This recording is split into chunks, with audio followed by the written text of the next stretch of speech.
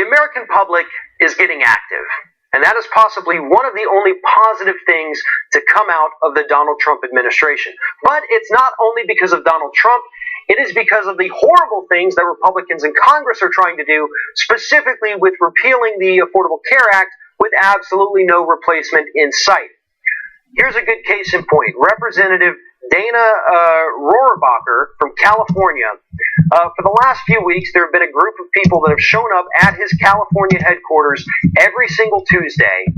And this past Tuesday, Valentine's Day, they showed up and delivered Valentine's cards, begging him to not be a part of the repeal of the Affordable Care Act to help protect health insurance for millions of Americans. Now, Rohrabacher is absolutely furious. And he says that these people that show up at his office, the people who've been showing up at town halls asking tough questions for Republicans, he said that they are, quote, enemies of democracy.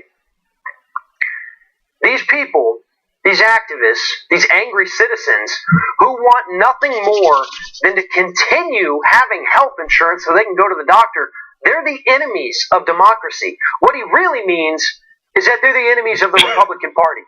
Because these people are absolutely exercising their constitutionally granted rights to assemble. Furthermore, all they're doing is asking questions. These are not violent people.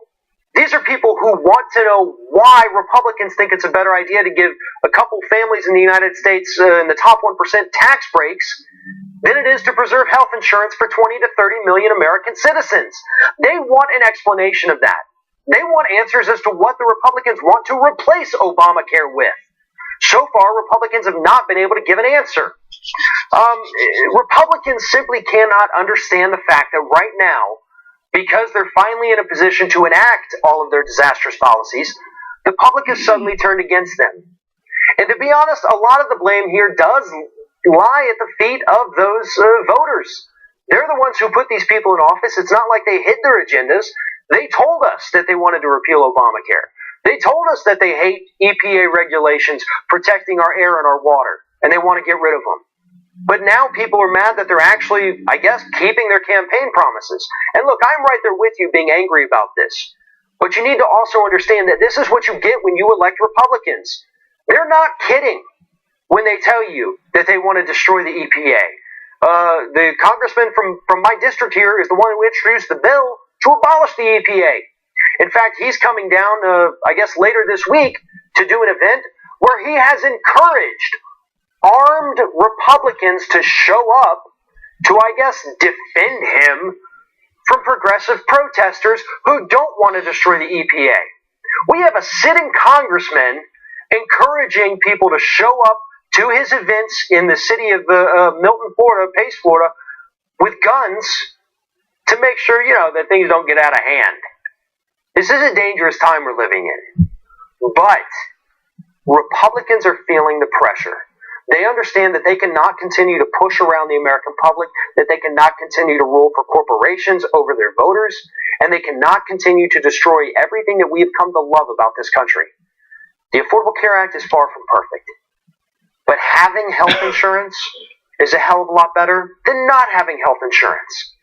And Republicans and Democrats alike agree with that. And they're telling that to the Republicans during these town halls. They're going to their offices and telling them. They're going to Washington, D.C. and telling them. And that is the only positive that we have seen so far this year, is the amount of people willing to get up, get active, and get in the faces of Republicans when necessary to say that you are not going to take away our rights to clean air, to clean water, to health insurance, to Social Security, to Medicare. We're going to stand up. And if you don't start listening to us, go ahead and pack your stuff, because this is your last term.